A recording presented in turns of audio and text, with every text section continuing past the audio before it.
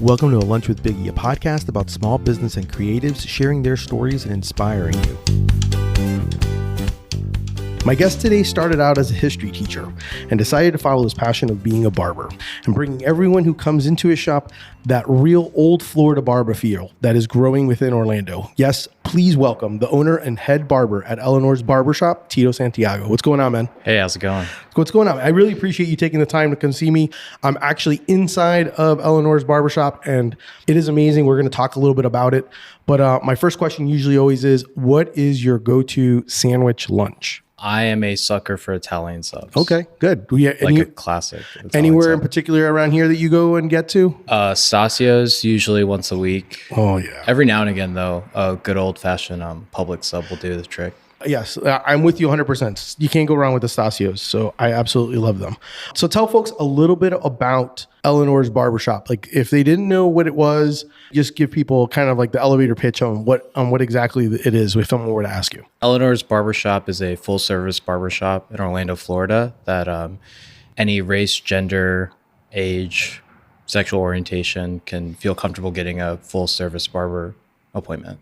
I love it. What got you into being a barber? Is it barbering? Is that the proper terminology? What is the proper terminology of? Yeah, so barbering would be like the verb of it. Yeah. That's what I thought. Okay, so what got you into barbering? So after I dropped out of college, I was trying to figure out what I wanted to do. And I was working at Publix trying to go full-time, and it just wasn't panning out. And after a while, I was thinking, well, this isn't working. I got to do something. I was 22, so I was like reaching this point where I'm like, well, my friends are graduating from college and like I'm still stuck at Publix. So the first thing I tried to do was I tried finding an apprenticeship with a shoe cobbler, and I called like every shoe repair store in Orlando and like nobody would take one. And then I was sitting there thinking, I'm like, well, this isn't working. What else could I do? And before I was a barber, I was getting my hair cut like every 3 weeks, every 2 weeks. I would shave with like an old like safety razor and stuff. Yeah. And I was like, well, I like getting my hair cut. Maybe being a barber would be cool. And that was all the thought that I had. And I signed up for school like a week later. When was that? What year was that? So I was 22. This is about 9 years ago. Okay. I turned 31 in February. So what is it that you love about it? About barbering? Yeah. I don't know. There's a lot. One thing, like for me, when I was trying to figure out what I wanted to do, I was like, I didn't want to work outside because it's too hot. And I wanted to do something with my hands. So I was like, barbering sounded cool. I liked the feeling of going to get a haircut. So I was like, maybe I would like just doing that for other people. Okay. That was all there was. I will say there is something special about getting a haircut. Like when you get a haircut, I don't know what it is. Sometimes I feel like there's like a little transformation where you're like how you come in, and then when you get off the chair and you kind of feel, I don't know, it's like a new feeling, like a new person, like almost like you're resetting yourself is how I look at it sometimes. Yeah. There's like old barber signs, and they all say like it pays to look well or look good, feel good. Like it's been a thing for a very long time that people like feel that type of like rejuvenation afterwards. And that would make total sense. The other thing that captured my attention was, I know from my research from you was, you used to go as a kid, to like a hole in the wall type of barbershop with like your family, with your dad, right? Yes. Is that how you got inspired by Eleanor's, like to kind of do it that way? No. So when like growing up, I grew up in East Orlando. Okay. And a lot of the barbershops over there were like super loud, like 12 chair, 16 chair establishments. And there's nothing wrong with that. No. I hated it. I hated it as a kid. It's overwhelming. Yeah. And when I went to high school was when I went through my long hair phase, and I grew my hair and I started going to salons.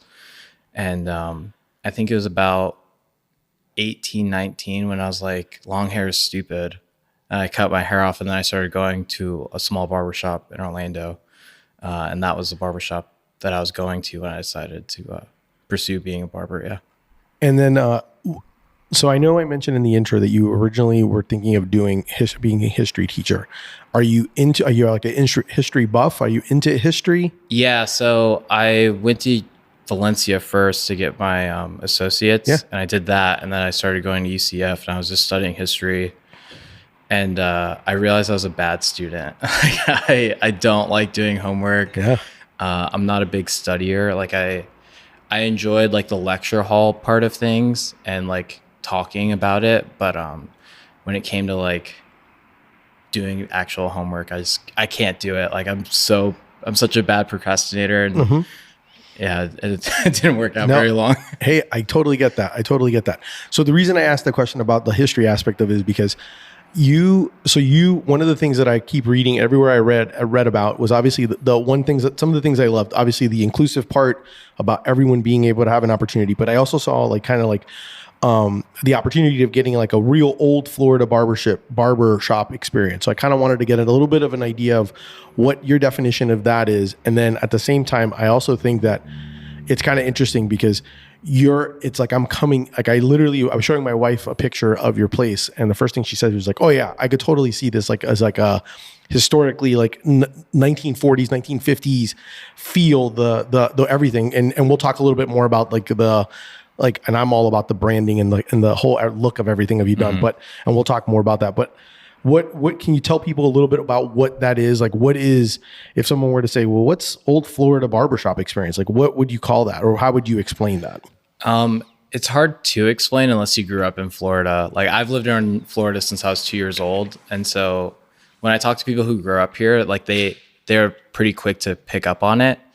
But like, you know, back in the day when you would go to like mom and pop shops, they would look like, you know, they'd have soft pink walls, or they would have like seafoam green walls. And there's just like a very like Florida aesthetic that's been gone for a while. Like I think everybody moving here has kind of like changed how it's transient, Florida looks. Yeah. And, you know, there's nothing wrong with that. This just comes with the times. But I was hoping somebody would eventually make a place that looked like this. And, you know, what's the phrase? Like if you wait too long, like it's never going to happen. So I was like, oh, I'll just do it myself then. Yeah. Who better to do it? Yeah. Like if I wanted to see it, like, you know, maybe someone else would, you know?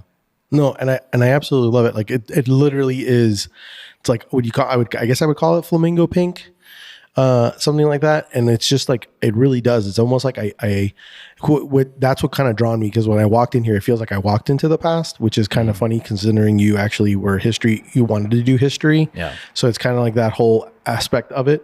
I also love the fact of the name of how you named it. Do you want to tell people why it's called Eleanor's Barbershop? Yeah, it's my daughter's name. Yeah. I named it after her. Yeah. Yeah, I absolutely. It's great, and I love the if you've never seen it or kind of look at it, and obviously we'll talk about social, and you'll be able to go online and look, and obviously if you're in the Orlando area to come and check it out. But I love it because like it's everything, like it just feels very vintage in here in the sense of like everything from the outside, the glass, you know, basically the glass is literally hand painted lettering, which is beautiful. I forget who did it for you, but that was Jeff, Sunshine St. Pete. Yes. Yeah. He is, awesome. and he is amazing. Yeah. And so it just looks amazing. And then like, even just the look of just seeing all the old, vintage style, you know, kind of like being in an old barbershop. And then obviously what draws it all together is the chairs. You got 1940 chairs. Tell me a little bit about how that kind of worked out and how you got them and all of that whole process. Yeah. So, way before like the shop was coming to fruition, I've been collecting a lot of these things for years. Okay. And just trying to find it. 'Cause there's like this weird thing where like people will buy old barber chairs to stick them in like their man cave.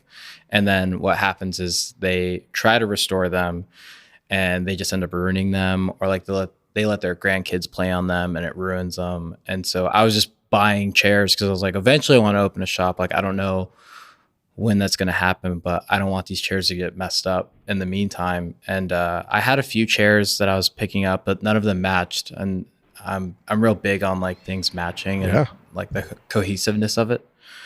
And one of my clients he is family friends with Betsy and John that own Track Shack, and they had just bought Chet Farley's next door to them at the time, and they were trying to figure out what to do with all these things because Chet Farley's has been there since the 40s. It's it was unchanged until then.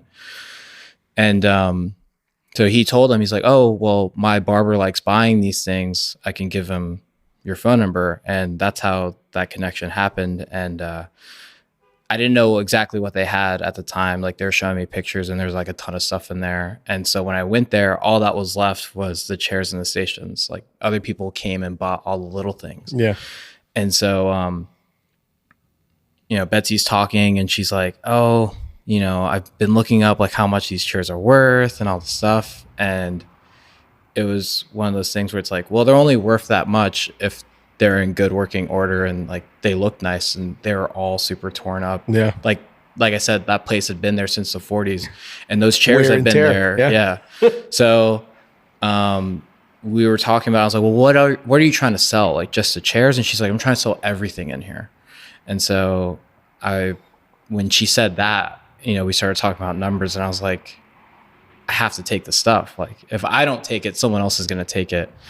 And so we actually got the chairs and the stations at the same time. Wow. So these chairs and stations have been on mills for over 70 years. That's insane, man. Pretty cool to be able to say that. Yeah. But we took them all apart. We got them all reupholstered. The stations had like a latex gray paint, and we sanded them down and stained them again. So just try to keep it all. It's amazing. And it's 3 chairs. So it's 3 chairs. And some of the things I like about it is you it's like old school meets new school. And the reason I say that is old school inside, but in order to get in here, I would say it's kind of new school because you have to do online appointment. Yeah. You have no phone. Because obviously the idea is when you come in here, you're getting a haircut. And there, you guys don't have time to be answering the phone. So you would actually schedule everything on your website. Yep. Which I think is cool because it's kind of like, yeah, I'm willing to go. And it's also all by appointment. So there's no walk-in, which obviously I think in old school ways, that would be very popular because there's no other way to do it. But in that aspect, I also feel like you get, it kind of answers back to the idea of what you said about not having the extra loud noises. Yes. And it's just kind of like you having a one-on-one experience with your barber, and be able to kind of actually be able to enjoy the process. Yeah. Cause like getting a haircut is a chore. Like, it's something that people just have to do, or they feel that they have to do. And so, most chores kind of suck. Like, doing laundry sucks. Like, all that cleaning your house sucks. But if we can make one chore less sucky, then that's kind of like the goal. Is people should enjoy it. But yeah, like going back to the phone thing, I've worked in shops with phones, and Friday, Saturday, that thing's buzzing, and you have to constantly answer it. Most of the time, it's not even a person; it's just some telemarketer. Yeah.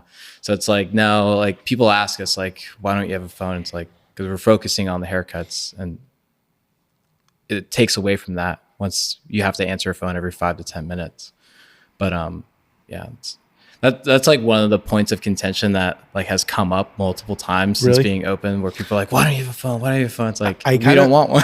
I figured that when I saw it on your Instagram stories, like your highlights, and also on the website. Yeah. And I, at the same time, I'm like, I kind of appreciate that. Like, I think I think that's great. To be able to kind of do that, because you're right. There's nothing worse than you're getting a haircut and you're just hearing someone picking up the phone, having to talk to someone. You're getting the attention, you're getting the service, you're getting that whole aspect. And I think that's I love that. Thanks. How did you get into the Mills 50 area? Because this is obviously this is prime real estate right here. How did all that come about? Like, how did that work out? So we got pretty lucky. The coffee shop next door, Framework. Yeah. Danny was actually looking at this location, and at the time there's another coffee shop where they are. Yep. And so the landlord told them, they're like, hey, unfortunately you can't open another coffee shop here because we already have one. And so he knew I was looking for a storefront as well, because we'd talked about it in the past. And he was like, well, I have a friend that's trying to open a business. I'll pass on the information. And he told me about it on a Monday, and I signed the lease that Thursday. It was super fast. Yeah. Like, it was one of those things that I had been looking for a storefront for a few years, and everything I looked at just wasn't panning out. Like, maybe it was just too much renovation that needed to be done to it, or it was just too expensive. or just any number of things just was wrong with it. And so I was like, oh, I'll just keep waiting. I'll keep waiting. And so when I saw this place, this was perfect. Like I told Danny, I was like, if you see anything that's like 600 square feet, has big windows, let me know. And this is 600 square feet and it has a massive window. Yeah. That's like, talk about putting it out into the universe. Yeah. Did you guys just have to do then the renovation of like just like the floors and then just repaint and then that's pretty much, or? So the floors were actually done when we got here. Okay. So the previous tenant was trying to open a barbershop. And from what I've been told, it was two people, like two business partners, and something was wrong with the LLC and they just couldn't get the city paperwork to work out. Oh, wow. Something of those sorts. And so they redid the floors, painted it white, and they had their like station set up in here already. And I think they were here for a few months without opening. And the landlord was like, hey, what's up? Like, what are you guys doing? Like, what's the plan?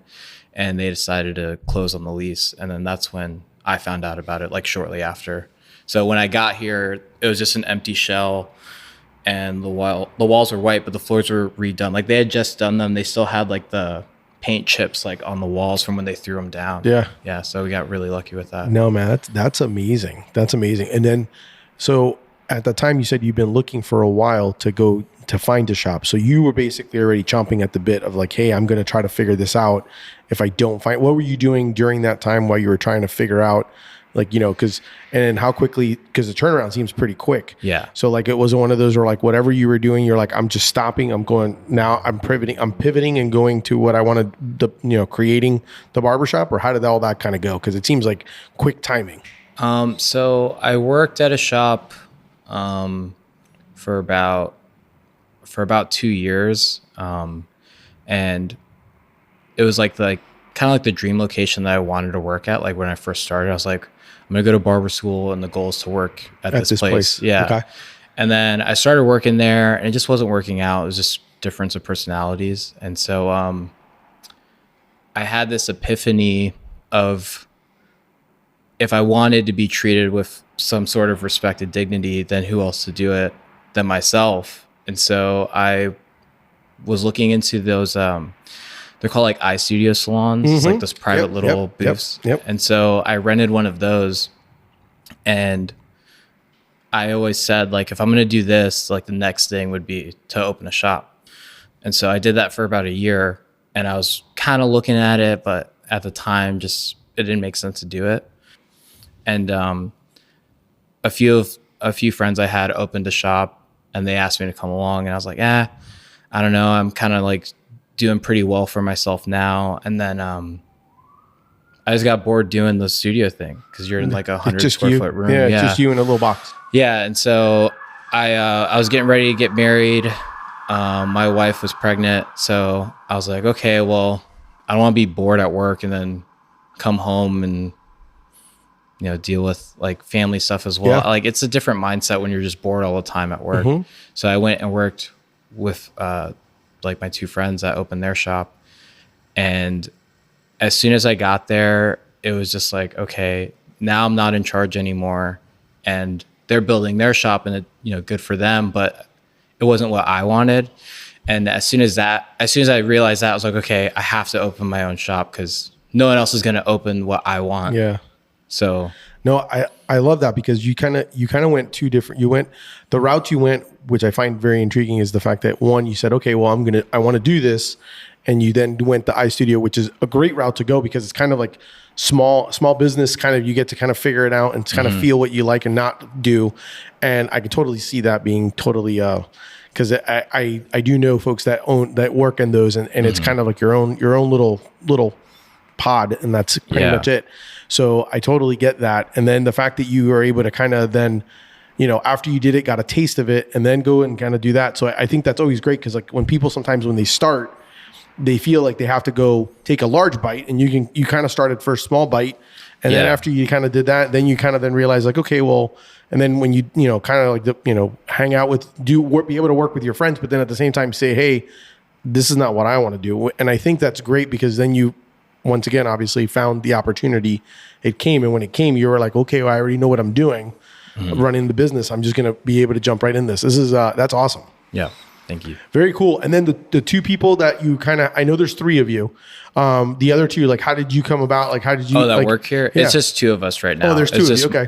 Minor and I right now. Okay. Yeah. So Minor, I was cutting his hair for a few years, and I kept making jokes about him going to barber school eventually. I was like, I can't wait for you to start barber school. Like, it's going to be so fun.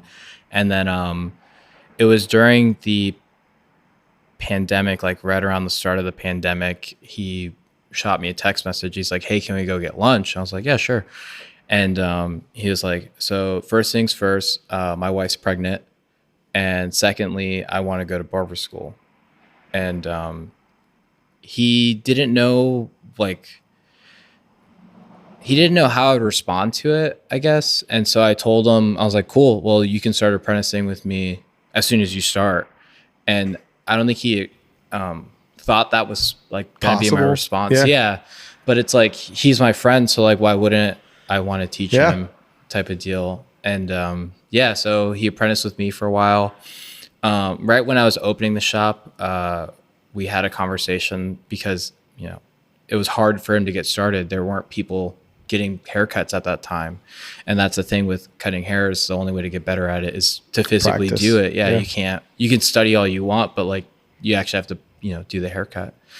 And so he was having a hard time finding those people. So he made the decision that he wanted to go work at a chain place that, had a high turnover. That way he could at least just get the reps in. And then he eventually started working for us about, like 8 or 9 months into us being open. Or no, sorry, like 6 months into us being open. He's been here for about a year now. That's awesome. Yeah. That's great, man. I think that's awesome. What are some challenges that you've come across since being open for the last year and a half or so? All of them. So I've never been like a manager. I've never had any sort of experience. I didn't like take courses for anything. I've tried to figure all this out on my own. Baptism by fire. Yeah. And everything, like when we were getting ready to open, like 2 days before we were supposed to open, like in the bathroom right here, there's a box to the side and we didn't know what was in there. And we were getting the sink installed. So we opened the box to see if the water line was in there. And it was just like filled with like rat feces. And like, I was like, when we were supposed to open in 2 days, I was like, oh man. And I couldn't like find a cleaning crew. So I was just in there with like a face mask on, just cleaning it out, just stuff like that. And learning how to like get other barbers busy. Like that's been pretty challenging because I've always had to worry about myself. Yeah. And like, I started off with no clientele, but over the years I've gotten one. And so, helping someone else build up their books, it's challenging. It's hard to do because it's like, I know how to sell myself to people, but how do I sell another person that's not me? Yeah. Especially if the person doesn't like it. It's rough. It's hard to deal with, but I think we figured it out pretty well. We're looking for an apprentice right now, and that'll be the real test to see if I have figured it out the second time around. Yeah. But we'll see. What about the fact of, I'm always intrigued because obviously you have, like, there's so many positives of what you provide, but what about the fact of like, there's other barbershops? I mean, that's always it's a competition always of like people trying to find you. How do people find you? Things like that. I can always see that being kind of like a difficult thing to do because anywhere you drive around, like East Orlando or any of those areas, there's always a barber shop. Yeah. And so that's kind of always the big one, I think, is obviously the word of mouth obviously plays a huge factor when it comes to being a barber and having, because, it's just like a tattoo artist, very similar. That's kind of how I look at it, is like, those are people that work on you, that are doing certain services on you, that you want someone that knows what they're doing and how they're doing it, even though obviously hair grows back. Yeah. It's funny you say that because whenever barbers in Orlando try to talk to me, I think it's weird because when I started figuring things out, I would purposefully reach out to people who didn't do the same thing as me if they were in my area, or I would talk to barbershops in other cities because why would I give anybody my secrets? Yeah. Not trying to be that way, but I had to work hard to go find it, and people just want you to give it to them through an Instagram DM. It's like, no, it's like, Yeah. I don't know you. Like, why would I tell you that? It's a different thing when you build rapport and you create it, and you, when people come to you and you see that they're actually putting in the work, and then they're asking, and then you're kind of like peer to peer saying, hey, these are the things I'm doing. And you can kind of come back and say, hey, well, have you thought about this? But it's a little bit different when you've seen that they're going through the same trek and journey than you, other than you just, I'm not going to give you the answers to my test. Yeah. I totally get that. Cause I'm one of those where I'm like, I'm willing to help you. Yeah. But if you're not, I'm not going to just give you the answer. Like, you got to actually tell me, like, you've actually done some of the work and you're putting in the work. If you're going to ask me questions, I'll be more than happy to, but I'm just not going to just freely just give. Yeah, no, so I totally 100%. Get that. Yeah, because I've had a few people ask for advice, and they're like, what was your plan and all this stuff. I was like, I didn't even have one figuring it out. I was just like, my thought process the whole time has been, it has to work. Like, I have to make this work, and I just figured it out. So when people try to ask me like what my plan was, if I would like give them a cheat sheet, it's like, I don't have one. Like, well, and I think you did have a plan in the sense that, like, you had this vision of what you wanted and what you wanted to create. Because obviously you were kind of like, I've already been in the industry, and in my years in the industry, these are all the things that I don't like about the industry, and that I don't want to have. And this is what and if I had my way, this is what I want. So you kind of already knew, like, because once again, you were in the activity. So it's kind of like, when someone asks something like that and you kind of be like, well, what have you done? That's kind of how it is. Like, you've already worked it. You worked it, and you kind of understood, like, this is what I built and this is what I kind of thought of. The plan of how the execution part, obviously there's different ways on how everyone does it. So I totally get that. But yeah, that I could see that being the challenge of trying to do all this. The positive part obviously is the fact that it is the way I kind of look at it is, it is a service.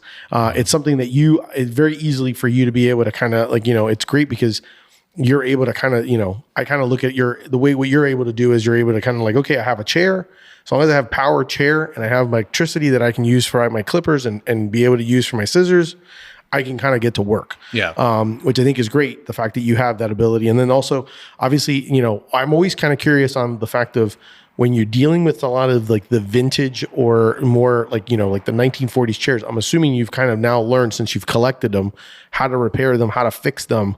Because obviously there's got to be a lot of wear and tear as you kind of always constantly doing that.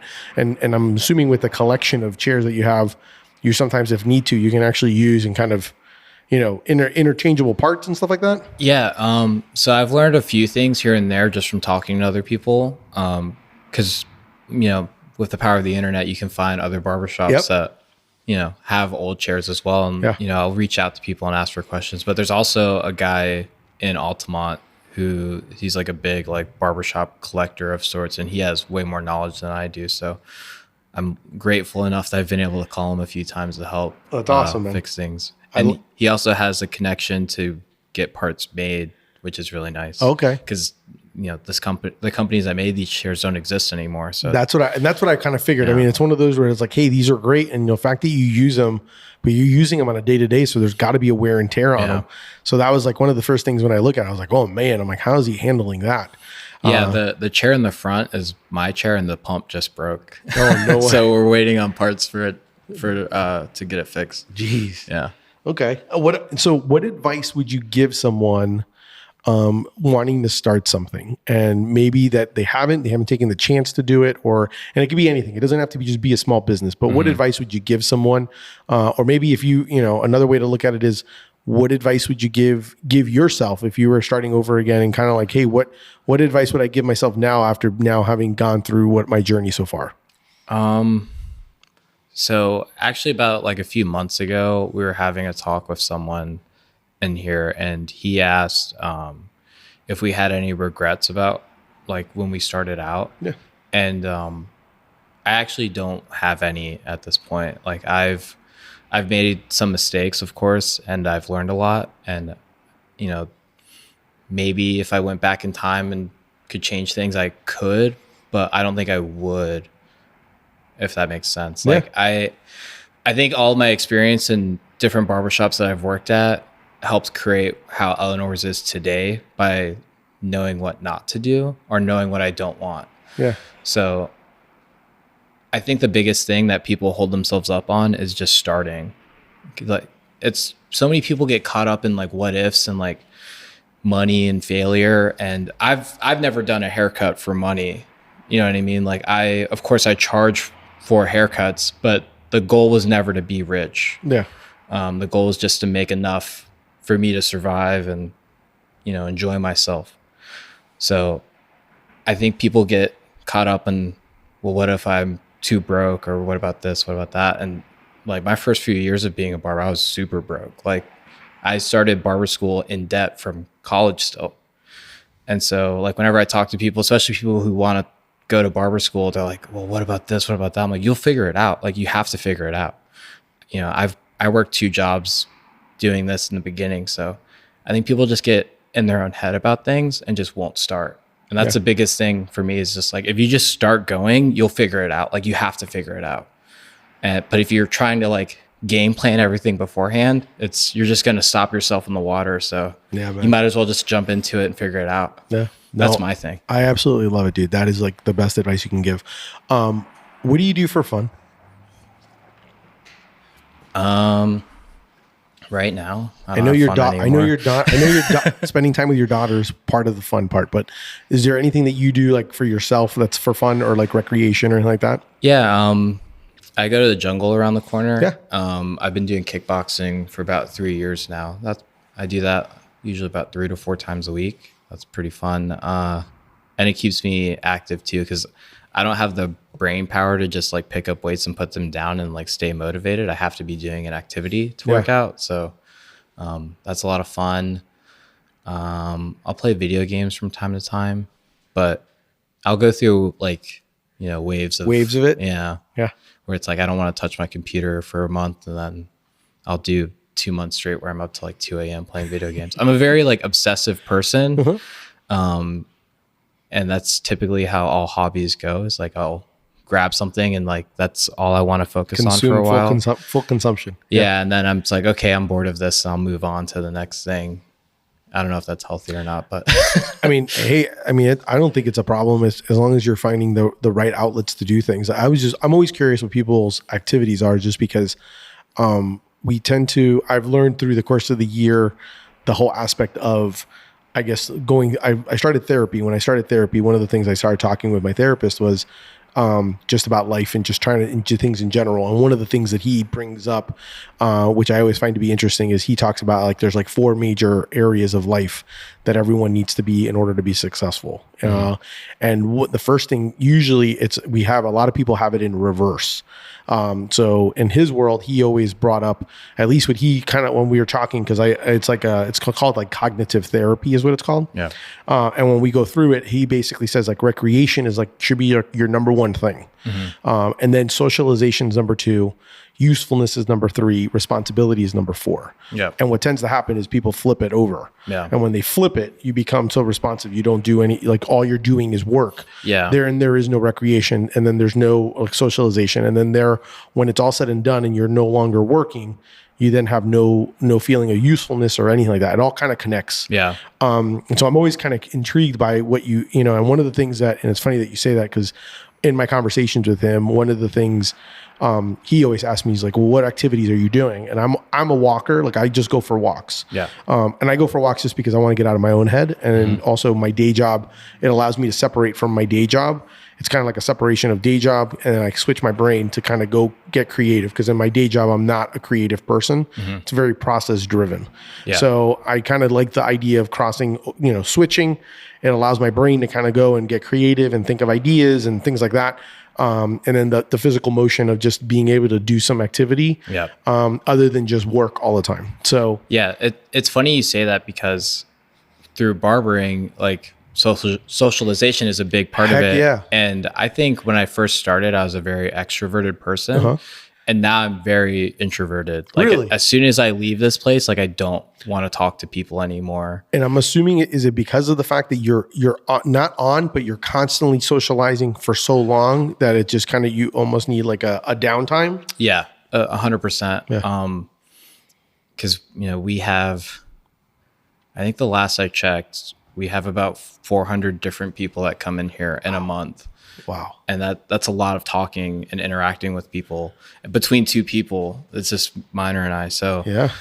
by the time I leave, either I don't want to talk to people anymore, or if I do, it's like me and my friends, and it's just like brain diarrhea, and I'm just like being stupid. Like, you know what I mean? Just like my friends and I will just say dumb stuff all the time. It's just like, okay, I feel recharged again. Yeah, no, I totally get that. For me, it used to be, I used to work at a location. I work from home now, which is even more reason why I kind of need the walk, because for me, my downtime, my job is also, my corporate job is very social extroverted. So I'm constantly on the phone, constantly talking. Yeah.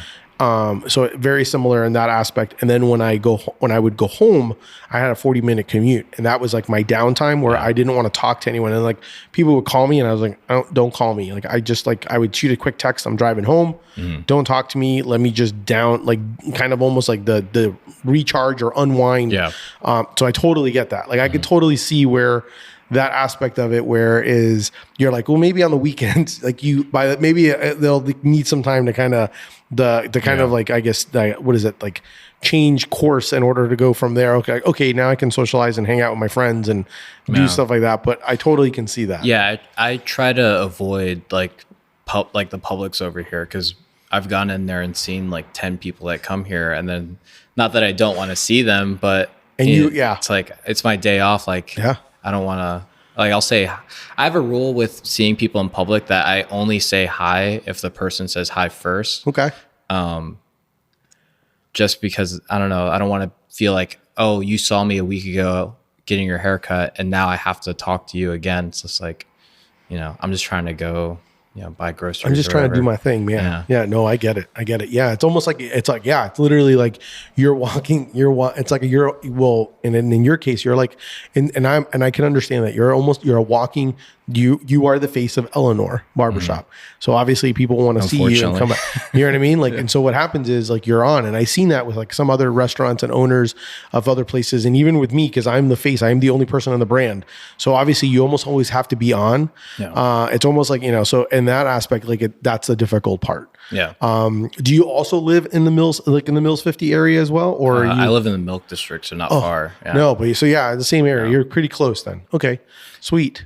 That is that's a very interesting, and it's interesting to hear you say that about the whole idea of like sometimes just needing to kind of shut off, or just the mere fact of with the sheer volume of people that you talk to, I could totally see why you kind of need the kind of the break away from civilization. Yeah, and I think like because we wear uniforms here. Yes, and to go with, obviously everything goes in style. It's all about the presentation of how you presentation is key. Yeah, for sure. But one of the benefits of wearing a uniform that I didn't think of before cutting hair is when people see me in public with a hat, like a lot of people don't register it's me. Okay. And so I could be like, oh, I saw you at whatever, next time I see this individual, and they're like, oh, I didn't notice you. And so like that's one of like the benefits of wearing a uniform, that hidden benefits of it that I didn't think of before. But it happens where people don't recognize who I am because they're used to seeing me a certain way. Yeah, they're used to seeing you in your whites and your Barber whites. Yeah. That's awesome, dude. I really appreciate you taking the time to come chat with me today. How can people tell people how people can either book an appointment to get a haircut with you, follow you on social, give people some of the details on how they can get that? So the only social media we use is Instagram. So it's just at Eleanor's Barbershop.